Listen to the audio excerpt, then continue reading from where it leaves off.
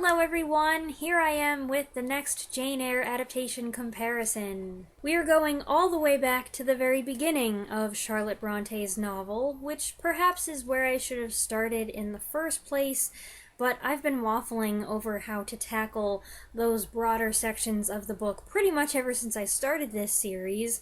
Initially, it seemed easier and more interesting to skip over those parts, but then I started to feel dissatisfied. So today we're going to cover Jane's childhood at Gateshead, which Jane herself tells us about in the first 4 chapters of the book. Now, that's about 44 pages in my copy, and that's a lot of content, so in the interest of saving time, I'm going to do quite a bit of condensing. You may find this comparison a little less thorough than some others have been, but I will try to hit on all of the pertinent points. But first, let's go over what we're actually going to be talking about, starting with a little background on young Jane, which we find in the opening pages. She is 10 years old, an orphan who lives with her widowed aunt Mrs. Reed and her 3 spoiled children, Eliza, John, and Georgiana. They look down on their poor relation as a charity case and treat her like a criminal. Jane is a miserable, lonely child, yearning for love and receiving only criticism and abuse. She's intelligent, sensitive, and burdened with a tremendous sense of injustice at the treatment she receives. The book starts with Jane huddled in a window seat reading. Her cousins hunt her down, the most obnoxious of them her cousin John, who orders her around, demands she call him master, strikes her, and accuses her of stealing their books. She protests, and he hurls the book at her. Pushed too far, she retaliates. Mrs. Reed rushes in to break up the fight, taking John's side, of course, and has Jane locked upstairs in the Red Room. Her Uncle John died in this room, and Jane is terrified she might see his ghost. Overwhelmed by anger and fear and pain, she works herself up into a panic and believes she sees a strange light. Servants come in response to her screams, but accuse her of telling stories. Her aunt locks her in again. Eventually, Jane faints. She wakes to find herself in bed, being attended by a Dr. Lloyd, a local physician who gets called in to treat the servants' ailments. She's also looked after by Bessie, the nursemaid whose kindness is one of the only bright spots in Jane's dark childhood, although she too misunderstands Jane and is mystified by her supposed wicked, passionate behavior. Jane's conversation with Dr. Lloyd is the first truly decent interaction we see her have with another human being. He asks a lot of questions, and she is direct in her answers. He comes away with the idea that perhaps she would be better off if she were allowed to go away to school. Jane recovers, but friction continues to build between her and Mrs. Reed, especially after Jane confronts her about not keeping her promise to her uncle, whose dying wish was that his wife would take care of Jane. A couple months go by, and Jane is summoned for an interview with a Mr. Brocklehurst, who runs a charitable institution called Lowood School. Brocklehurst is a so-called religious man, but his interpretation of religion is one of rigidity and hypocrisy. He cross-examines Jane to determine the state of her mortal soul. Having already been told by Mrs. Reed that Jane is wicked and deceitful, he finds her answers, which are on the sacrilegious side, appalling, and chides her for her lack of piety, comparing her to much better behaved little boys and girls he knows. The business of her schooling settled, Brocklehurst goes, leaving Jane in the room with her aunt. Jane's intense feelings can no longer be held back, and she confronts Mrs. Reed about her own lies and her failure to keep her promise.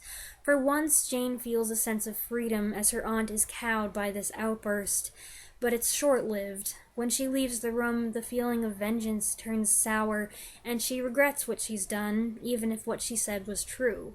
This, in my opinion, is a pivotal and very relatable moment for Jane. Mrs. Reed resolves to send Jane to school as soon as possible. Chapter 4 ends with Bessie telling Jane she'll be going away, a prospect that excites Jane, as it means escape from Gateshead to a new set of people. The section ends on that positive note.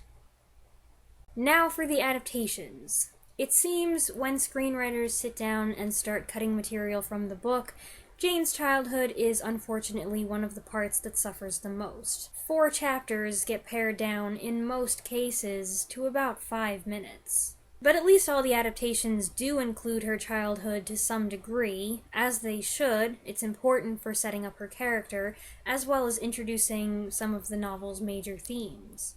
That's something good I can say about the 1934 version. It does cover this material. As old movies were wont to do, it starts with a close-up of the first page of the book, except it's not the real first page. The first line of Jane Eyre is, "There was no possibility of taking a walk that day," which I think you can just make out at the bottom of the screen. Only two cousins go hunting for Jane. John looks kind of like Little Lord Fauntleroy, and whichever one of the sisters this one is super annoying. Jane, played by Jean Darling, tries to hide, but a book falls and gives her away. This bit is pretty accurate until Jane passes out from her injury. We next see her in bed listening to Bessie read A Christmas Story, and then her aunt comes to tell her that she's being sent away to the orphanage. So, no Red Room, no Brocklehurst visit. Jane does tell her aunt off, but her petulant delivery leaves much to be desired. None of the acting in this section is stellar, but at least considering how adult Jane is depicted in this one, it's not unfeasible that this could be a younger version of her. And considering how off-course this version goes with so many other things, and how short it is, it's pretty amazing that it gave a whopping 3.5 minutes to Jane's childhood at all. The 1944 version follows the book more closely in spirit, although depending on your personal checklist you could say that it has even less from the book than 1934 did. And it also introduces the story with a fake front page, this one even more unlike Bronte's opening. From there, it cuts straight to Bessie and a manservant fetching Jane from what appears to be a closet where she was locked up as punishment. She's then brought to her interview with Brocklehurst, where her cousin John is present, eating through the whole scene. Totaling a little over 5 minutes, it's not the most thorough adaptation of this part of the book, but for me, it has two advantages. The first is the excellent supporting cast. Peggy Ann Garner as young Jane is sometimes wistful, sometimes reproachful. She has an expressive face, and at the moment when she hears she might be going away to school, she gives the sweetest smile. Her portrayal of Jane is never at risk of being bratty, but neither is she a milquetoast. There are also two great character actors here, Agnes Moorehead as Aunt Reed. I wonder if Orson Welles had anything to do with her casting. She was one of his Mercury players and appeared in several of his films, so the fact that she has a key supporting role in this movie where he plays the male lead seems like it could be more than a coincidence, but that's just speculation on my part. And Henry Daniell plays Brocklehurst, who is stiff and clipped and condescending and incredibly unlikable, as many of Daniell's best villains were.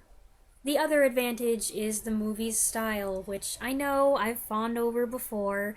I just really enjoy the way this movie looks, and it sets the precedent for later adaptations with those low, intimidating shots of Brocklehurst and Mrs. Reed. Jane does not confront her aunt immediately, but later as she's leaving Gateshead. It's as if all the things she's longed to say to Mrs. Reed boil over, and she shouts them back at the house. Now that she's finally getting away, Jane feels free to get these feelings off her chest. It's not how I would do the scene if I were adapting the book, but it is interesting. Also, this version does keep the sweet exchange between Jane and Bessie as Jane is leaving, something that most adaptations don't give time to. It's here that this version has Bessie give her a brooch to remember her by, which we see adult Jane wearing in later scenes.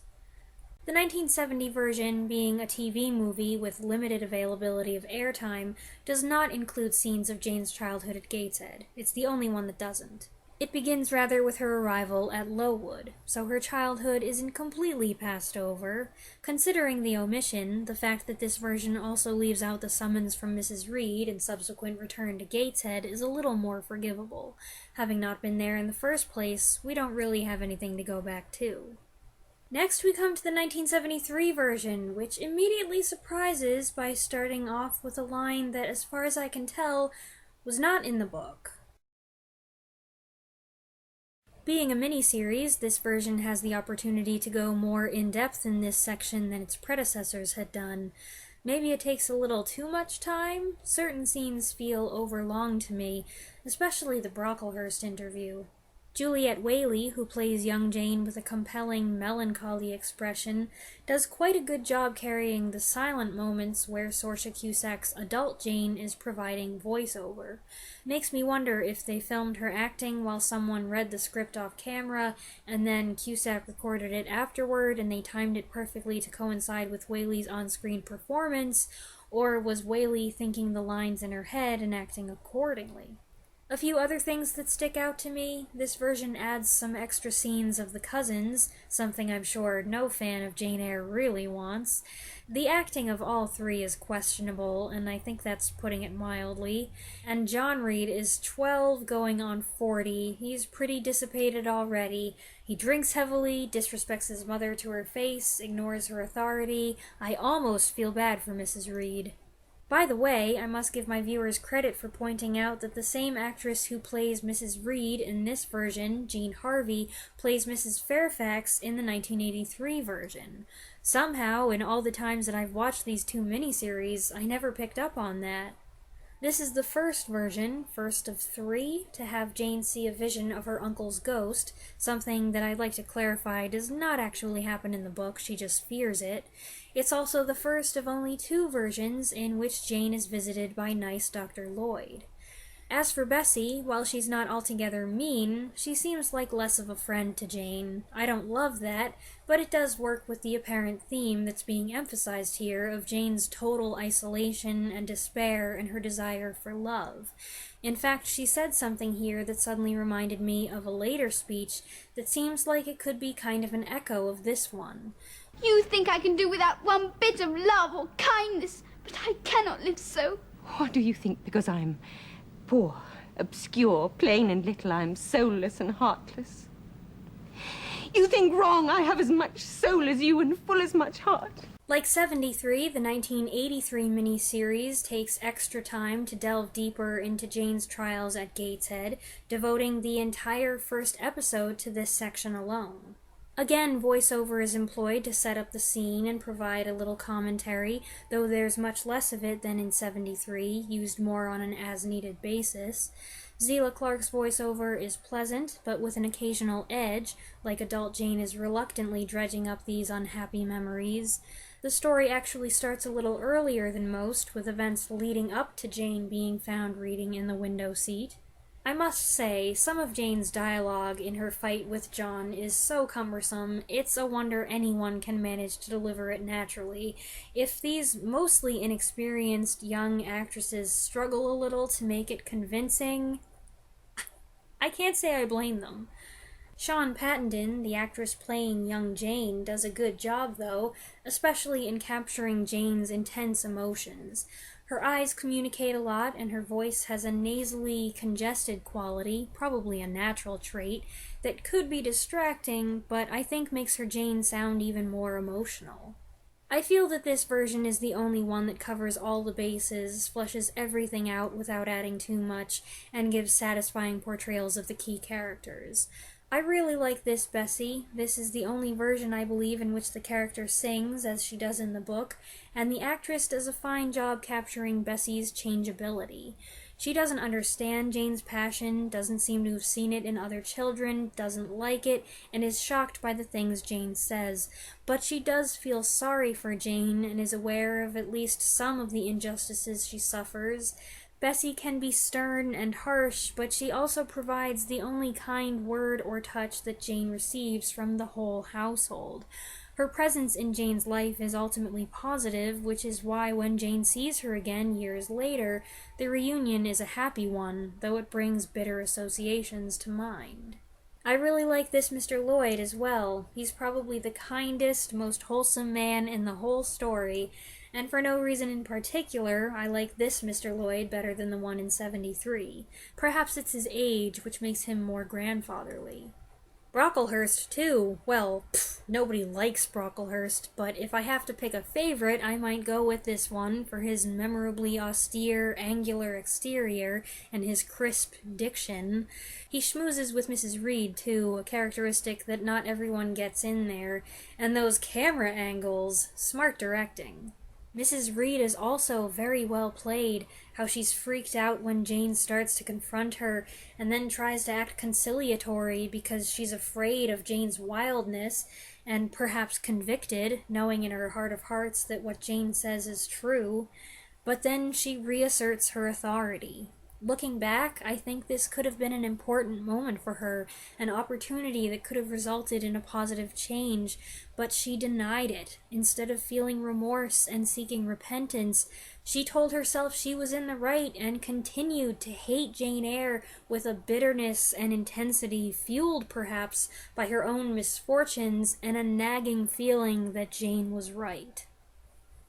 We go back to the shorter versions of Jane's childhood with the 1996 adaptation. This one skips over the window seat bit, cutting straight to the Reed children beating on Jane and her aunt violently hurling her into the Red Room, where she hovers by a wobbly mirror in terror. Young Jane is played by Anna Paquin, who was already famous at that point for her debut in The Piano, for which she became the second youngest actress to win an Academy Award. I would say she's the most well-known name to play young Jane to date, followed by Georgie Henley and Peggy Ann Garner. The credits roll, and then comes Brocklehurst's arrival. Brocklehurst is played by John Wood, not the same John Wood I happened to mention in my last video. Wood has a good, deep, intimidating voice that suits the part. However, his expression has always looked to me like he's on the verge of smiling, and that just doesn't fit for Brocklehurst in my opinion. I try to convince myself to see it as a grim smirk or a snide expression, but it's not working. Mrs. Reed, played by Fiona Shaw, who I immediately recognized as Mrs. Croft from 1995's Persuasion, provides some exposition about Jane's parents, as well as her other uncle. These are little details that a lot of other versions don't make so clear at this point, so that's kind of helpful.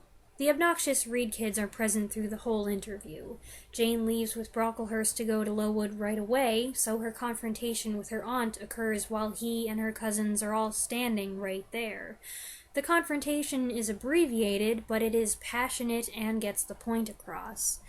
I do feel, though, like maybe Paquin plays the part with too much defiance and barely concealed outrage. It's perfectly understandable. This version makes her childhood look especially horrible and abusive. But I wonder if the hatred and attitude in her face is just a little too strong. The 1997 version seems to take a few pages from its immediate predecessor. The action is condensed, there's an emphasis on the Red Room, this is another one where Jane sees her uncle's ghost, all three cousins are present for Brocklehurst's interview, and Jane tells Mrs. Reed off in a room full of onlookers. They do something a little different with the Red Room. There's a mysteriously billowing curtain, and more sound effects and random images edited in. Are they Jane's imaginings of what happened the night her uncle died, or is she having prophetic visions of the future? That would explain the shouting, the flames, the madwoman's laughter. These scenes at Gateshead are interspersed with the opening credits, which stretches the segment out a little, but on the whole, it's very short and everything kind of flies by. Brocklehurst doesn't make a huge impression, other than the fact that he's very stern. This is another Bessie who is more harsh than not, with little time given to show if she has much of a soft spot for Jane, so when she comes back later in this version and Jane's all excited, it doesn't really make sense, does it? Mrs. Reed is played by Deborah Findlay, who I recognize from other period dramas, but in those she's comedic and nice, so this is weird. Laura Harling's young Jane has a sweet, vulnerable look. It very much seems like her against the world, as she stands there looking even smaller in clothes that seem just a hair too big, while the Reeds are all banded together on one side, and the unsympathetic servants rush in behind her to restrain her. Her outburst at the end of the scene is more vehement than some others, yet somehow she also seems less emotional. I know that doesn't make sense, but that's the impression I get. I totally believe she could grow up to be Samantha Morton, though, so the casting director gets a gold star there. Moving on to the 2006 version. The 2006 version is always the most cinematic of the three miniseries, more like a movie that happens to be 4 hours long than a Masterpiece Theater special. It starts off with a scene of young Jane, played by Georgie Henley, fresh off her success in The Lion, the Witch, and the Wardrobe, sitting in the desert taking in the sights and sounds. but this is all part of her imagination. She sits in the window seat looking at pictures in an illustrated travel book, using her mind to escape to the places she sees depicted. Then John and company come in and snatch her back into the real world and all its misery, and all hell breaks loose. He launches his vicious, unprovoked attack, and Jane retaliates in kind. It seems as the years go by, these fights get rougher, and Jane becomes more aggressive.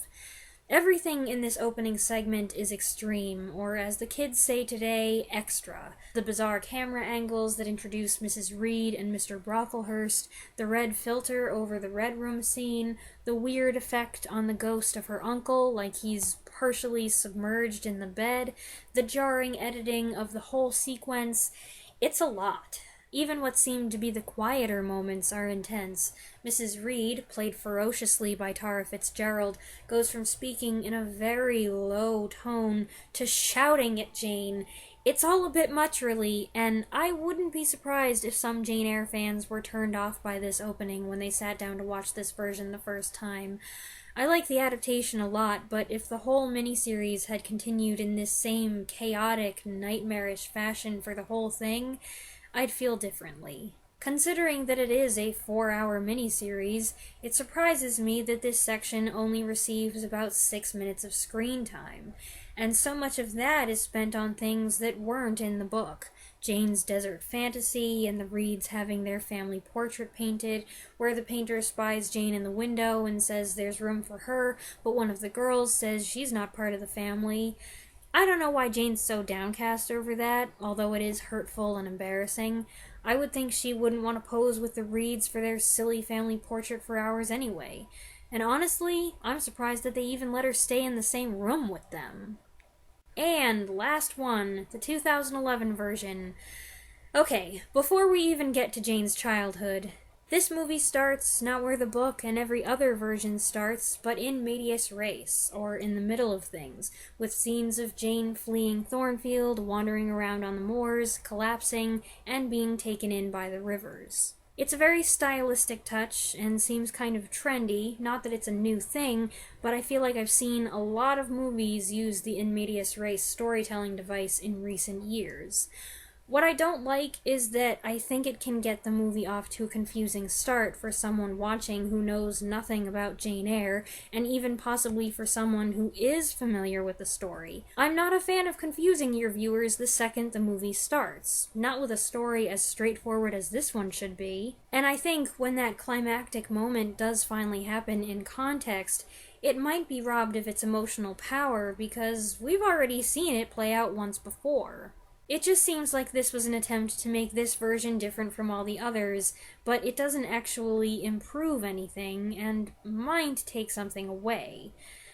I don't know, that's just my opinion. It does give them an opportunity to introduce the rivers much earlier and feature them more prominently, so I guess that's good. Anyway, Jane's childhood. Adult Jane seems to be having these flashbacks as she struggles to maintain consciousness, as if running away from Thornfield has triggered the memory of her running away from her cousin John. This young Jane, played by Amelia Clarkson, doesn't bear much of a resemblance to adult Jane, except perhaps for her hair color and her accent, which is slightly different from that of all the other members of the family.